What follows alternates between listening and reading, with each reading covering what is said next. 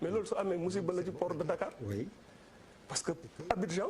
ak Dakar dañu nekk en compétition mais presque féroce et c'est normal ñee la ñoom am nañ xam-xam am nañ vision ils vont tout faire même route yu Abidjan bëgg a def camion malien yi su doon seen sago comme Mali amul géej mais foofu lay jaar donc ñun ak ñoom bokkuñu intérêt ci Mali beneen bi mooy ñun on a une force de presque 1000 soldats et quelques yoo xam ne ñu ngi Mali di wàllu si dëkk bi beneen bi mooy le nombre de sénégalais yuy dund Mali di fa daan seen doole ñii di ay tailleur ñii di liggéey ci leneen ak leneen tey suñu ñëwee ñun ñu daal di appliquer décision yi d'une manière aveugle sans souplesse mais ñooñu noonu gàllankoor la est-ce que suba sax nit ñi duñu retourner contre ñoom daal di def ay représailles ci ñoom wala mu créer ay problèmes Sénégal dafa war a am fulla ci affaire sous-région bi daal di affirmer leadership am sans complexe su toogee ci instance yooyu ñun dañu am benn investissement boo xam ne yàlla daf ñu ko may musuñu am coup d'état on n'a pas on doit relever la tête sante ko yàlla loolu investissement la dëkk daf ko war a jëfandikoo ci diplomatie am musuñu am guerre civile yàlla tere xamuñu loolu Macky Sall commencé na nekk ku ñu xam ci sous-région bi il a été élu démocratiquement et cetera warul am complexe benn président pour défendre ay intérêt ak pour jéem a jël leadership et leadership boobu c'est tout à fait normal pour que muy Guinée-Bissau muy Gambie bi nga xam ne il a contribué à placer foofu ay nit jàppale leen ba ñu jël pouvoir bi loolu dafa war a refléter diplomatie Sénégal et man nag jàpp naa ne diplomatie boobu assumé wu ko nu mu ko war a assumé bu ci njëkk mooy soo xoolee tey Mali wala Guinée-Bissau wala Gambie mais ñun nos meilleurs diplomates ak suñu force de ñu war a recruter ñi nga xam ne dooleel leen ambassades yooyu suñu diplomatie foofu la ñu ko war a def France premier poste diplomatique Allemagne la pour des raisons stratégiques après Washington mais ñun suñu premier poste diplomatique Gambie la war a doon Mali topp ci Mauritanie topp ci Guinée-Bissau topp ci mais dafa mel ni suñ fa yóbbee yenn diplomates yi dañ leen sanctionné que dañuy rus nañ sax ne ñoom dañ leen ñenn nañu pas tous parce que on a eu de très bons diplomates yu fa nekk mais soo demee nga xool ambassade yu ñu leen jox jumtuwaay yu ñu leen jox mais reflété wul position bu Sénégal war a reflété seen ambassade yi yu ñu ci defar bëriwul ay bâtiments yu ci bëri dafa màgget personnel bi doyul alors que même ñun ay école tey pourquoi Sénégal mën nga imaginer Sénégal amul une école sénégalaise de Bamako wala comme nu mu amee woon lycée sénégalais de Banjul on doit avoir du soft power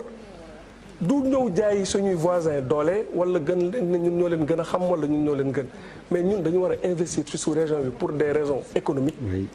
président Macky Sall suy dem voyage muy yóbbaale ay hommes d'affaires di leen ubbil ay marché di leen ko jox ñuy liggéey pour mu jëriñ Sénégal mais pas dem ci ay sommet nii wala man am na voyage am yu bëri yoo xam ne soo gisee président délégation ñu muy àndal mais tu te demandes dans quel pays on est parce que président tey à l'image de ce que fait le roi du Maroc suy dem fenn yóbbaale ay hommes d'affaires daal di am xam-xam Mohamed VI dem na Guinée-Bissau def fa presque une semaine le pays presque le plus pauvre du monde le roi du Maroc dem fa mais loolu xam-xam la demeewu fa pour leurs beaux yeux dans 10 ans dans 15 ans les banques qui seront là-bas assurances wala la soo moytul waa marocains yi ñoo ko yore donc ñun suñu diplomatie dafa am faiblesse qu'on ait le courage de le dire et il y a beaucoup de complexes yoo xam ne nit ñi ay poste Paris la ñuy daw ay poste dem Washington alors que c'est dans la sous-région ma terminer ci benn affaire wax nga ne y a une sorte de cercle de feu bon c'est une expression boo xam ne un peu galvaudée qui nous ceinture dëgg la mais instabilité boobu ngay wax ni nga xam ne mu ngi géttee sous région bi moo war a tax ne dañu war a changer complètement suñu logiciel diplomatie consacré que ci loolu pour des raisons économiques pour des raisons sécuritaires et malheureusement man ci sama xam-xam bu gàtt du loolu laa gis ci diplomatie sénégalaise. li ngay wax nii ci ni ñu soofantale sous région bi c'est tellement. c'est politique ah c'est joli et tout ça mais le grand problème non c'est beau mais c'est pas ay toog di déglu ay rajo ak ay télé li ñuy xool président africain yooyu ñu si gën a bëri IBK mais lan moo koy daaneel mal gouvernance bokk ci. yaa ngi wax waxi Mauritanie.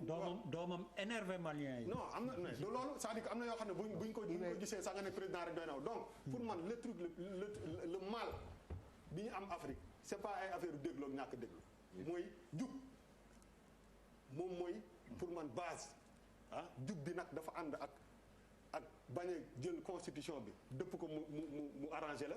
ak bañ a jël alalu askan bi di ko def ci nara ko du noonu di nga problème bu ñu ko réglé woon ñun en tant qu'Africain am nañu toutes les raisons pour mën a jubóo. mais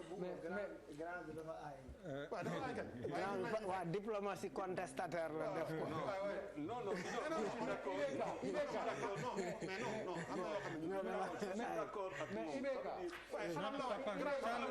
Charles dit qu'il est plutôt d'accord avec lui. Non, il est dans la contestation apaisée quoi. Sur 1 milliard 200 millions d'Africains, 70% ont moins de 35 ans. te loolu force boobu xale maliens yi ñaata xale maliens ñoo dee ci géej gi dañ ko xam c'est-à-dire tey dama ne les Africains sont interconnectés te dafa am man lu ma gis mooy lu bees c'est que les armées ont changé dañu amoon des post-indépendance mais nos armées c'était des gens au service quand même du bon vieux colon quoi qu'on dise les présidents les chefs d'État avaient beaucoup de difficultés mais boo deful lu ñu bëgg gars yi daaneel la tey nous avons benn kii boo xamante ne dans le monde mooy que Afrique mooy la destination finale c'est la destination africaine la Chine est en train de regarder la Russie si booy yu coup d'état fii am na booy yu jógee Russie est-ce que war nañu ko jàmbat xalaat ko. Justement Charles évoque lu am solo. Est-ce qu'on ne peut pas avoir un affrontement France-Russie. non à travers li xew quand même pour des intérêts géostratégiques au Mali. il faut qu'on soit très smart. Le gars, auteur du coup, 15 jours avant, il vient de Russie. Hein. Barka très rapidement, avant ma lay interpellé ci Mauritanie yi jege nañu. bëggoon naa ñu wax ci tuuti. Plus que affrontement Russie ak France. bi nga xam ne mu ngi ci suuf commencé na parce que depuis que Russie bu ñu dellu see Afrique Centrafrique la ñu commencé. pour encadrer armée centrafricaine bi. ñu ngi avancé ndànk-ndànk di xool lu ñu tegee seen loxo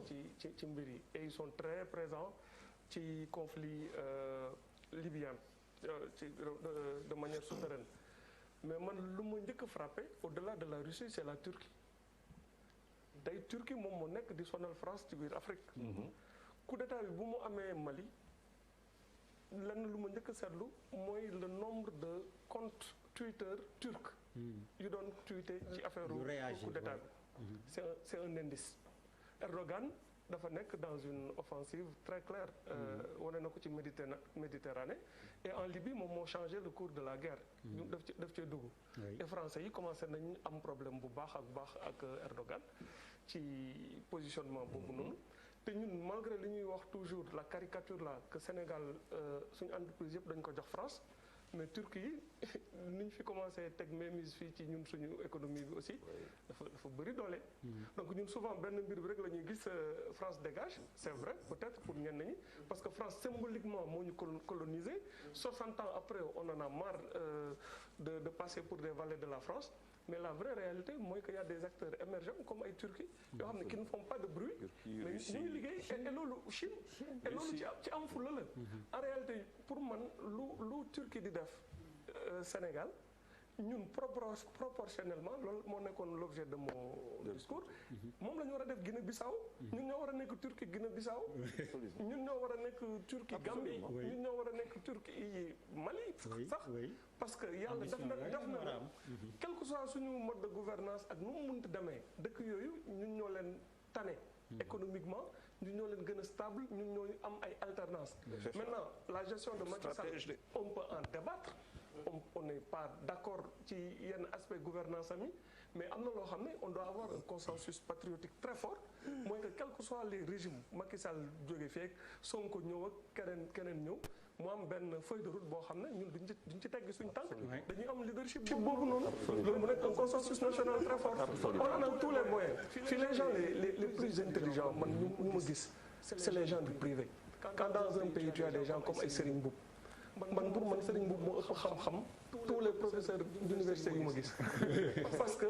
xam-xam bu mu soo waxtaanee ak moom man quand je discute avec Serigne Mboup je me demande man sama jàng école lan la ma jëriñ man xam naa ne moo ma gën a jàng moo ma gën a voyager moo ma gën a xarañ tey Serigne Mboup y en a beaucoup suñu patron bii nekk tey suñu kër yàlla def mu jiite ñu Youssou Ndour soo toogee ak moom da ngay fàtte say diplôme. alors dinaa je le dis pas. non dinaa ko seedeel non oui ma barke dañu ko non oui ma non Charles